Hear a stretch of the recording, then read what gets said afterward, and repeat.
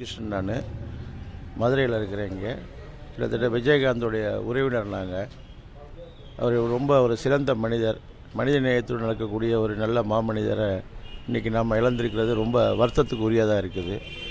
அவர் திரையுலகிலையும் சரி, பொது வாழ்க்கையிலும் சரி, அரசியல் வாழ்விலையும் சரி ஒரு சிறந்த இடத்தை நிரப்பியிருக்காரு.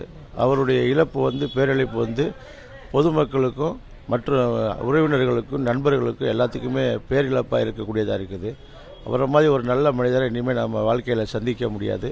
திரையுள்ள அவ்வளோ பேருக்குமே உணவு வழங்கி அவ்வளோ பேருக்குமே சாப்பாடு கொடுக்கக்கூடிய ஒரு நல்ல மனிதர். ஷூட்டிங் ஸ்பாட்லனாலும் சரி, மற்ற நிகழ்வுகள்னாலும் சரி, அவரை போட்டு ஒரு சிறந்த மனிதரை இனிமேல் நம்ம பார்க்க முடியாது. அவருடைய மறைவு எங்கள் குடும்பத்திற்கும் எங்களுடைய உறவினர்களுக்கும் ஆழ்ந்த இரங்கலை தெரிவிக்கக்கூடிய விதத்தில் தெரிவித்துக் கொள்கிறோம். அப்படி ஒரு சிறந்த மனிதர் அவருடைய இறைவனுடைய நிழலில் ஆத்மாத்மாக சாந்தி அடைய எல்லாம் வல்ல இறைவனை வேண்டுகிறேன்.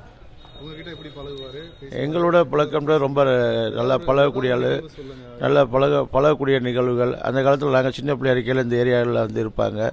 எல்லாருடைய அன்பாக பேசுவார், வைப்பார், சந்தோஷமாக இருப்பார், சிரிக்க வச்சுட்டு இருப்பார். அவர் எங்கள் அப்பாவோட நண்பர்கள், எங்கள் ஃபாதரோட நண்பர்கள். அவருக்கு பல விதத்தில் உதவியாக இருந்திருப்பார்.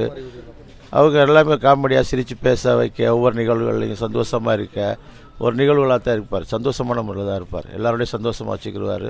ரொம்ப காலமாக மதுரையிலே வாழ்ந்தவர். மதுரை மக்களுக்கு ஒன்று நாளும் பெரிய புரட்சியை ஏற்படுத்தக்கூடிய ஒரு புரட்சி கலைஞர், நல்ல மனிதராக வாழ்ந்துருக்கார்.